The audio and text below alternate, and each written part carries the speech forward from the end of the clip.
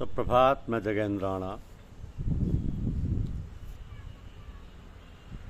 भगवान से विमुख है मनुष्य, भगवान से विमुख है मनुष्य। यह हमारी आज की आध्यात्मिक चर्चा का विषय। सभी मनुष्य भगवान को पाना चाहते हैं, परंतु वो ये नहीं सोचते हैं, या यूँ कहिए कि ये नहीं जानते कि भगवान है क्या। भगवान हम सबका जन्मदाता है, हम सबका भरण पोषण करता है, हमारी ज़रूरत की हर वस्तु को हमें प्रदान करता है। बल्कि यूँ कहना चाहिए कि भगवान इतना दयालु और कृपालु है कि उसने हमारे पैदा होने से पहले हमारी ज़रूरत की सब चीज़ों को मुहैया करा दिया। फिर भी मनुष्य भगवान से विमुख है। कहने को तो सब कह देते हैं कि भगवान हमारे लिए सब कुछ करते हैं, किंतु इस विचार को व्यवहार में नहीं लाते। मतलब यह है कि जो हम कहते हैं उसके ऊपर अमल नहीं करते, वैसा अपना आचार विचार व्यवहार नहीं बनाते, तो फिर कैसे काम चले। केवल कहने मात्र से तो कोई काम चलता नहीं, जब तक कि हम उसको अमल में व्यवहार में ना लाएं। चलना चलना सब कहें, पहुँचे बिरला कोई, एक कंचन एक कामनी घाटी दुर्लभ होए। कंचन तजना सहज है, सहज त्रिया का ने, मान बढ़ाई ईर्ष्या तजना दुर्लभ ये।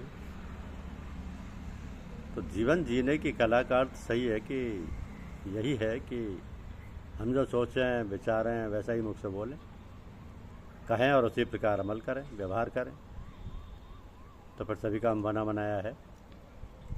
पर हमारे लिए कोई वस्तु दुर्लभ नहीं रह जाएगी। कहा है ना कि हिम्मत मर्दा मदद खुदा।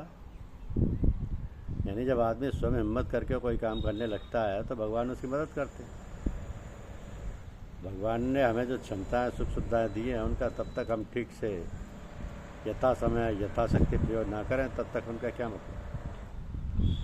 अरे भाई, जो कुछ भगवान ने हमें दिया है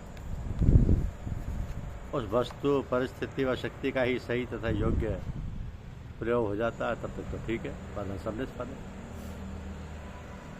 ये बात बिल्कुल स्पष्ट है कि हमें एक क्षण भी कर्म किए बिना नहीं रह सकते।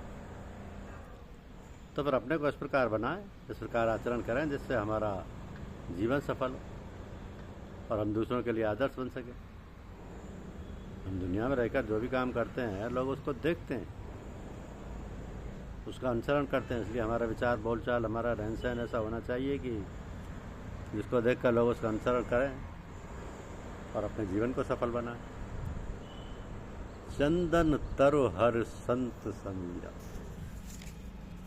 चंदन तरु हर संत समीरा। अपने समर्थन में अपनी बातों को सही ठहराने के लिए हम सभी अपने माकूल तर्क गढ़ते रहते हैं। हम जो तर्क देते हैं वो पहले भी न जाने कितनी बार लोगों ने अपने स्वार्थ में इस्तेमाल किया होंगे। लेकिन हमें चूँकि खुद को सही बताना है और अपनी बात हर हाल में मनवानी है, इसलिए हम विचार न करके जबरन अपनी बात दूसरों पर थोप देते हैं। तो समाज में तमाम समस्याएं, झगड़े और हिंसा आज कुतर्कों के जरिए अपनी बातें जबरन मनवाने की वजह से हो रही हैं। इसलिए इस मामले में लीक पर चलने के बजाय उदारता से काम लेना उपयुक्त रहता है। आत्म प्रवंचना यानी अपने मुंह मियाँ मिट्टू बनना कोई नई बात नहीं। इंसान जब से इस धरती पर आया और जब कुछ जानने समझने लगा तब से सब गुण से ग्रसित है। अनपढ़ों को छोड़ दें, पढ़े लिखे और विचारवान माने जाने वाले लोग भी खुलकर आत्म प्रवंचना करने वाले। ऋग्वेद में परमात्मा ने कहा है, स्वस्ति पंता मनु चरेम सूर्या चंद्रम साविवे। यानी जैसे सूर्य और चंद्रमा कल्याण के रास्ते पर चलते हैं, वैसे हमें भी आत्म प्रवंचना का मार्ग छोड़ कल्याण के रास्ते पर चलना चाहिए। आत्म प्रवंचना का रास्ता कभी परितकारी नहीं हो सकता। सवाल उठता है, आत्म प्रवंचना से हम क्या हम बच सकते हैं? इसका जवाब है हाँ। जब हम अपने स्वार्थ में, मोह लालच या अहंकार में अपनी बड़ाई और अपने कुतर्कों का अस्त्र लेकर जबरन दूसरों को अपनी बात मनवाने के लिए दबाव डालते हैं, उस वक्त ही विचार की ज़रूरत है। विचार से हम आत्म प्रवंचना ही नहीं, तमाम अनर्थों और पापों से भी बच सकते हैं। तो तथ्यों और संदर्भों पर विचार करने की आदत डालने से बात समझ में आने लगती है। अभी तक जैसा किया धरा वो स्वहित और परहित के लिए कितना उपयुक्त था। मतलब आत्मनिग्रह एवं विचार की समीक्षा की आदत डालें। ये आदत पशुता के हमारे जितने कर्म, दुर्गुण और विचार होते हैं खत्म करने में बहुत उपयोगी साबित होती है। दरअसल आत्म प्रवंचना का सहारा वही लोग लेते हैं जिनके सिद्धांत और आचरण में एकरूपता नहीं होती। ऐसे लोग आत्म प्रवंचना के जरिए अक्सर दूसरों को धोखा देते हैं। अब बिना सिर पैर की बातें और ऐसी कहानी करते हैं जिससे सुनने वाले को लगे अरे वाह आप बड़े महान हैं, और तथाकथित महानता का कायल व्यक्ति बिना सोचे समझे ऐसे धोखेबाज व्यक्ति पर एतबार कर लेता है और धोखा खा जाता है। तो कबीरदास, संत रहीम, ईसा मसीह, गांधी जी, महर्षि दयानंद जैसे सीधी सीधी ईमानदार बातें और कार्य करने वाले लोगों ने कभी अपने स्वार्थ में आत्म प्रवंचना का सहारा नहीं लिया।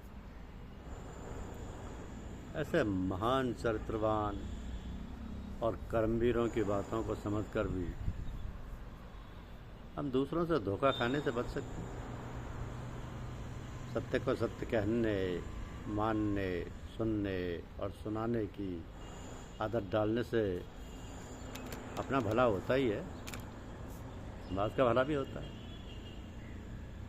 आत्म प्रवंच न करके दूसरों को धोखा देने से व्यक्ति के अंदर झूठ, फरेब, छद्म, स्वार्थ, अहंकार, क्रोध, लालच व धोखा देने की आदत पड़ जाती है। ये दुर्गुण व्यक्ति को मनुष्य नहीं जानवर बना देती है। मतलब लगती तो बात छोटी है लेकिन है गहरी, क्योंकि आत्म प्रवंचना का मतलब ये व्यक्ति का व्यक्तित्व बहुत हल्का है,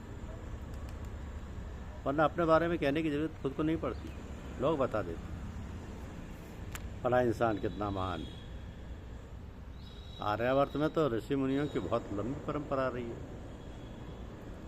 सत्य की खोज, सत्य की स्थापना और केवल दूसरों के लिए जीने वाले इन देवों ने कभी अपने बारे में कुछ नहीं कहा। इसलिए वेद, गीता, रामायण और महाभारत पर हम आज भी यकीन करते हैं, हम पर भी लोग यकीन करते हैं। अमरता, कार्यों और विचारों की जो अमरता है हमें भी हासिल हो, इसके लिए ज़रूरी है हम सत्य के अनुसंधानी वैदिक ऋषियों जैसी ज़िंदगी जीना शुरू करें। अपना भला होगा ही, समाज का भी भला होगा। इससे अपना तो भला होगा ही, समाज का भी भला होगा। हृदय में 101 प्रधान नाड़ियाँ हैं जो वहाँ से सब और फैली हुई हैं। उनमें से एक नाड़ी जिसको सुषुम्ना नाड़ी कहते हैं हृदय से मस्तिष्क की ओर गई है। ध्यान योग के आंतरिक अभ्यास के अधिकारी साधक मृत्यु के समय उस नाड़ी के द्वारा शरीर से बाहर निकलकर सबसे ऊंचे लोक में अर्थात भगवान के परम धाम में जाकर अमृत स्वरूप परमानंद में परमेश्वर को प्राप्त हो जाता है। और दूसरा जीव मरण काल में दूसरी नाड़ियों के द्वारा शरीर से बाहर निकलकर अपने अपने कर्म और वासना के अनुसार नाना योनियों को प्राप्त होते हैं। ये ईश्वर का विधान है। धन्यवाद।